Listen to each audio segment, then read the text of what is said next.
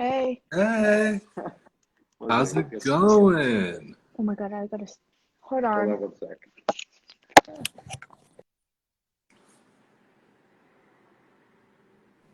Oh, you're so close.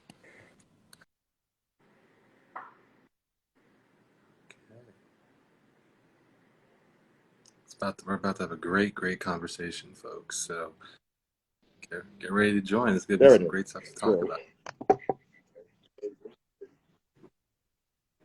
All right. Hey, Khalif, how's it Guess I'm pulling going? up.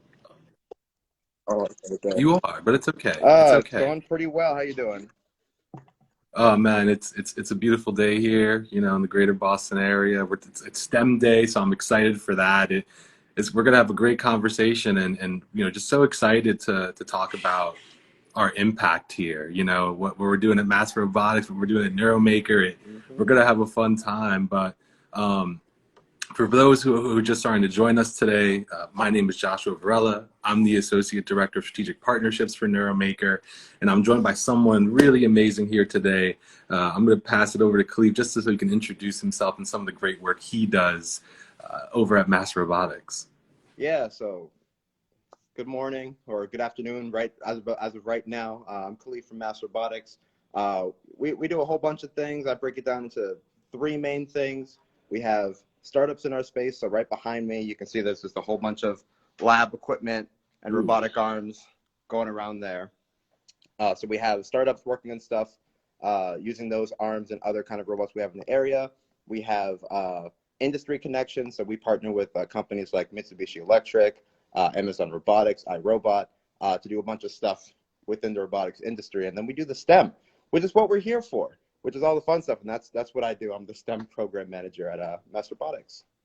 Oh man, and if I remember right, NeuroMaker, which is the educational division of BrainCo, we have a special bond and connection Oh yeah. to MassRobotics.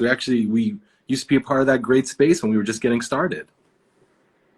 Yeah, I mean it's one of the best things about being in a space like this is getting to see different elements of the robotics industry kind of grow up out of the space itself, and obviously coming full circle.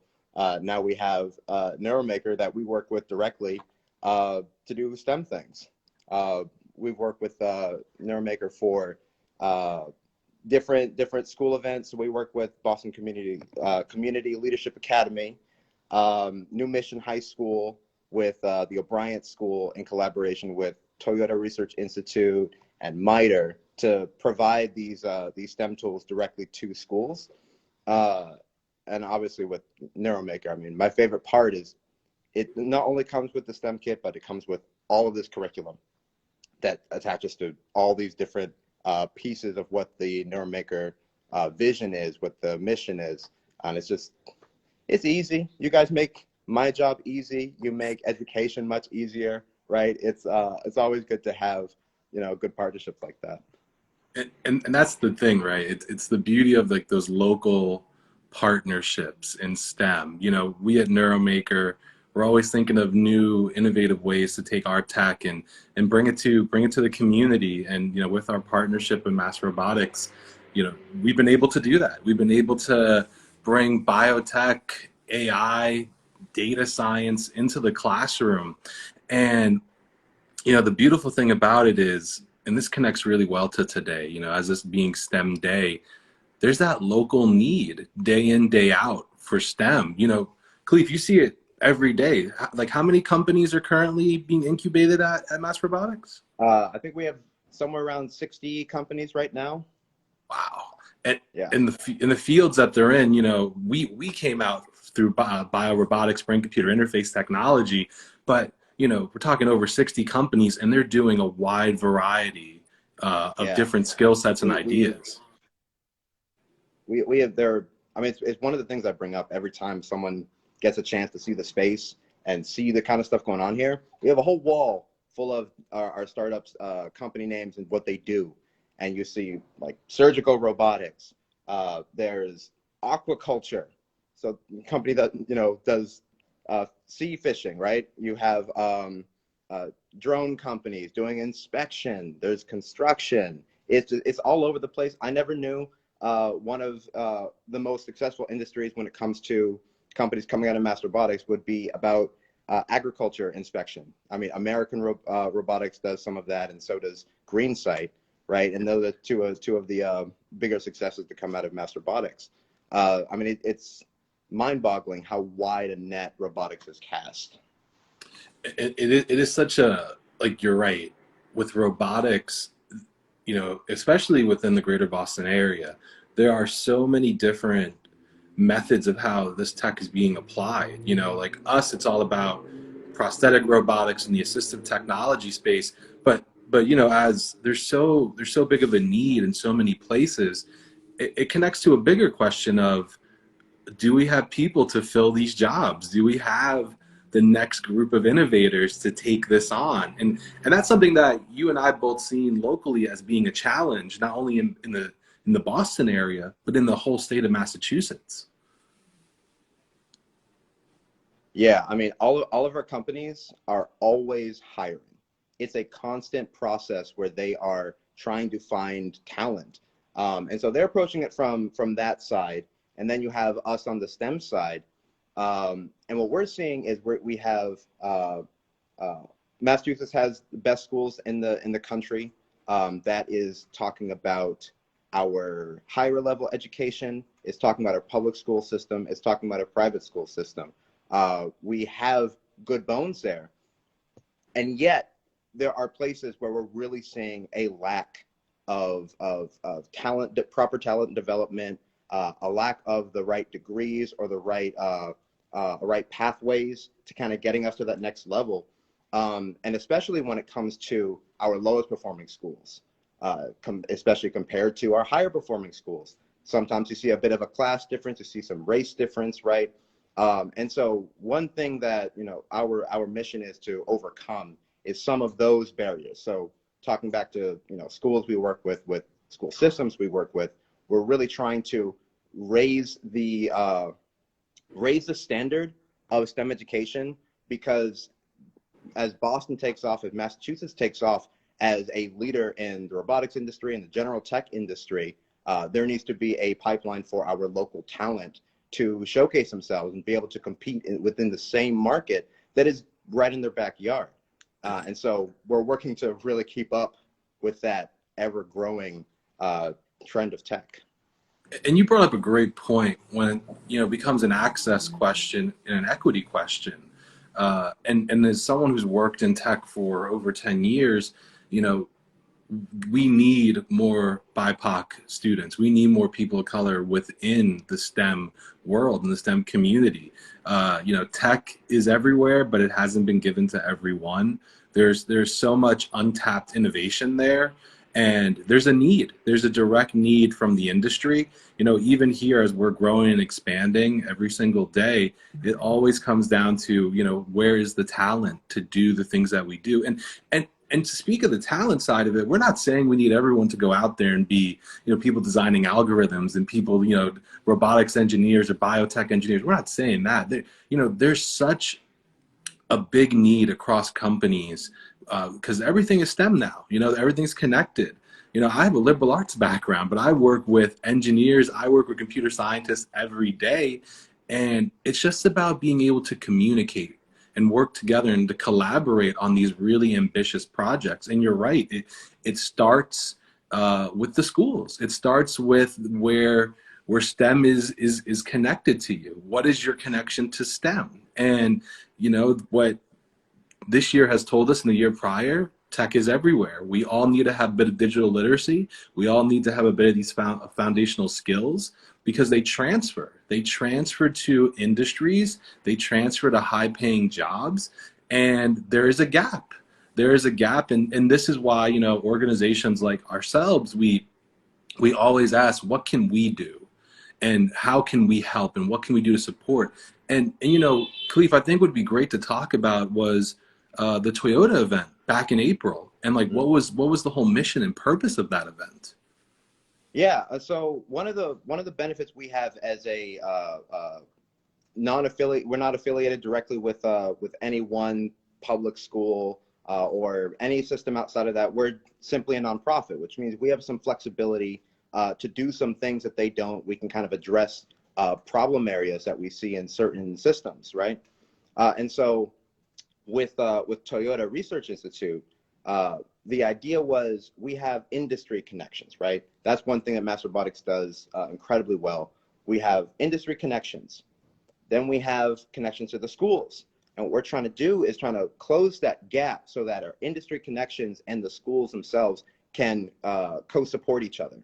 And that particular event was just about, you know, how do we close that gap, and let's introduce a method for those industries to directly support the local talent. And it was a lot of fun to do.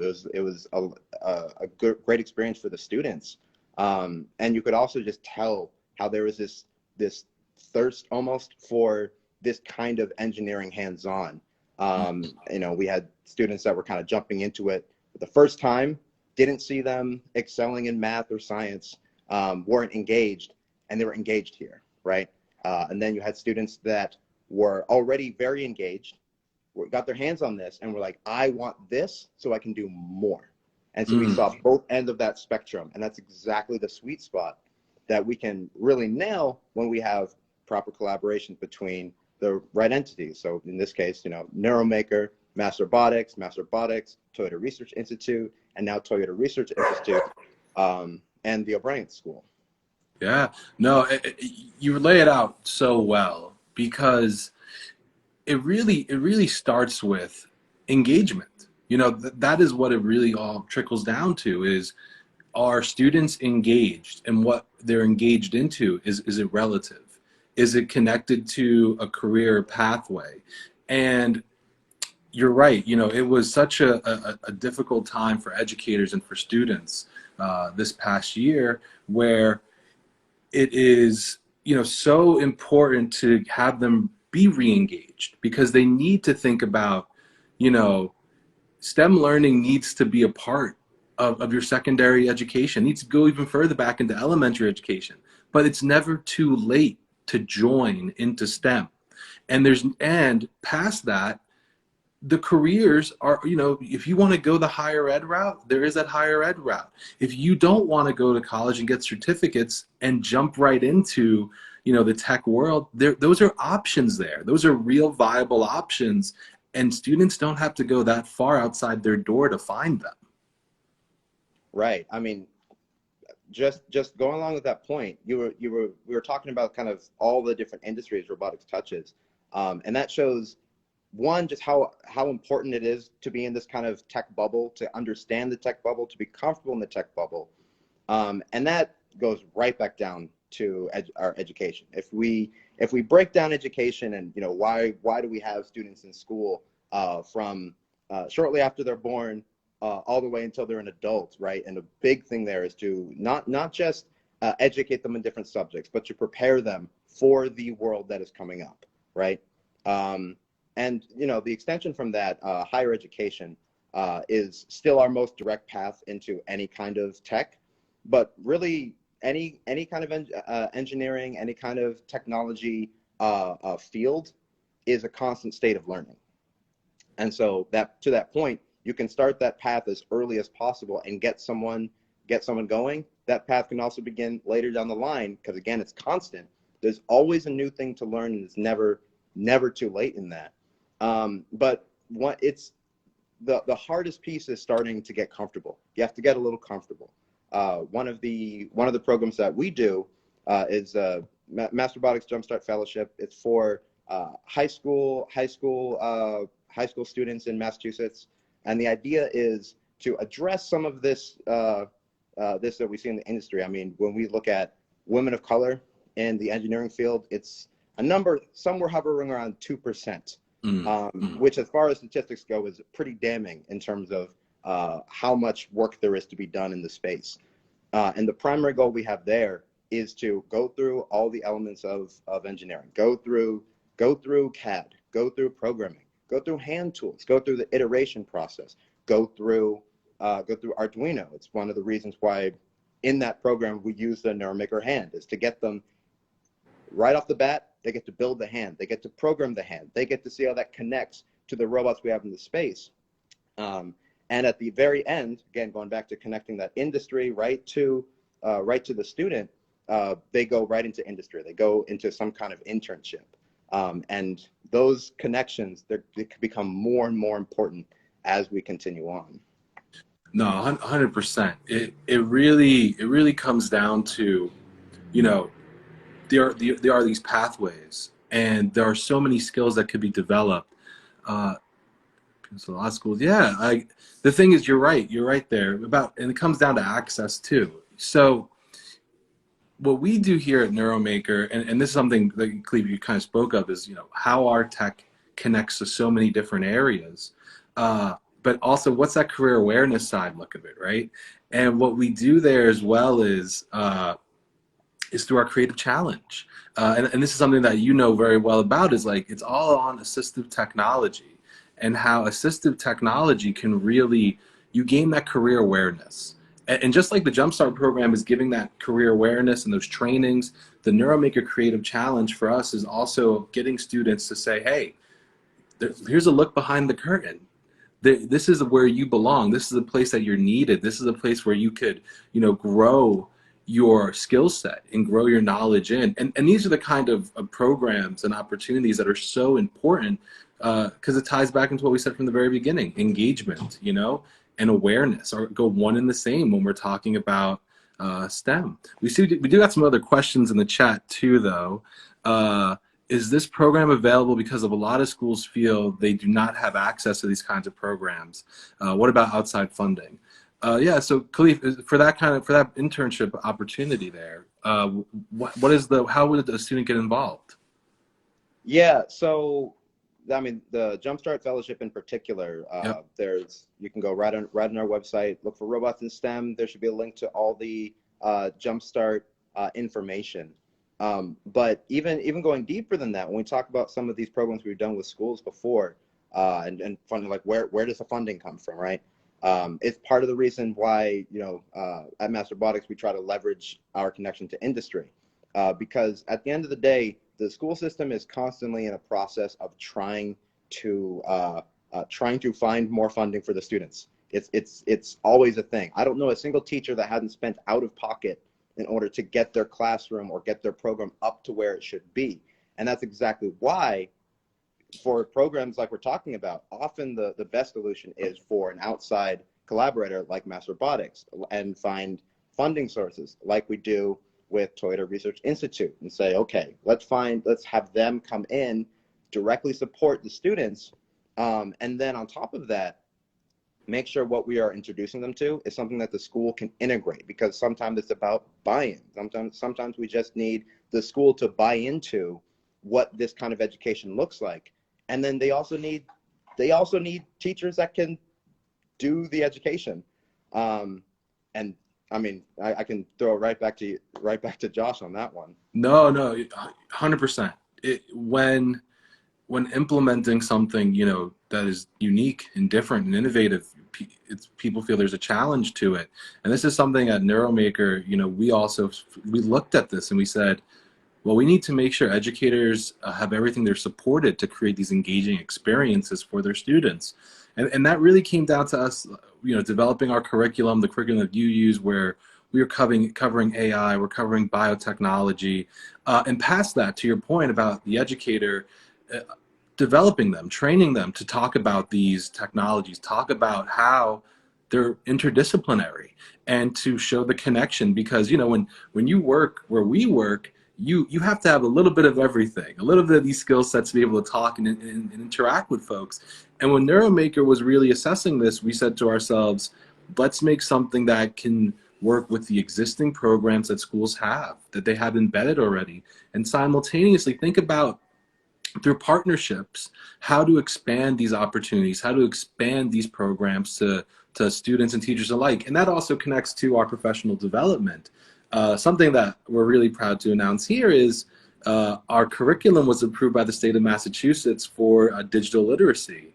And we actually are opened up to a whole digital literacy grant for professional development in artificial intelligence and societal impact. So we're working to get ways to get this technology to you, the educator, and to the student alike. And this is the beauty of local partnerships. Yeah, I mean, congratulations, by the way. That's awesome. It's also, I mean, that just goes back to uh, I, I'm actually curious. I mean, we've been working, with each other for a while. But if you are let's say you're a teacher, right, or you're a parent, and you're like, okay, NeuroMaker, it sounds cool. How do I actually do I talk to my teacher, or is there just a thing I can buy? Like, how do I get involved in all of this? No, that's a great question. So we at NeuroMaker, we like to work with educators. We actually like to work with schools and school districts. Because for us, when we are working with our partners, we really want to ask and have those tough conversations is, hey, is this tech accessible? Are we improving access across the board? Are we developing our educator skills and also working with students alike to get them into the capstone, into our creative challenge, and think about ways to innovate? So to get involved with us, we really like to work with it in a consultative way with our districts and with our educators. And you can just go to neuromakerstem.com and you actually can meet with our team. And what our team loves to do is we love to look at what do you have in place right now in the world of robotics, in the world of digital literacy, and how can NeuroMaker with our 4 pillars support and leverage you to create new courses, new programs, and other enrichment programs. So, for us, it's the NeuroMaker Hand and the NeuroMaker BCI are connected to our industry ideas and visions. But we as a company at NeuroMaker, we really want to develop that next generation of talent because it's in dire need across the board, and the jobs are there, but the talent isn't. So we have to ask ourselves, a real big call to action is go back into your school districts, go back into your classes and say, hey, where isn't STEM? And who doesn't have access to STEM? And you're going to come back with saying, wow, there's a lot of places where we really haven't thought about this yet. And that's okay, because we have to have those tough conversations to then have the conversations we need to grow. And that's what I like to ask of people here today is, ask those questions in your schools. Oh man, no, Khalid, this stuff gets us going. It's Yeah. such a We passionate thing here.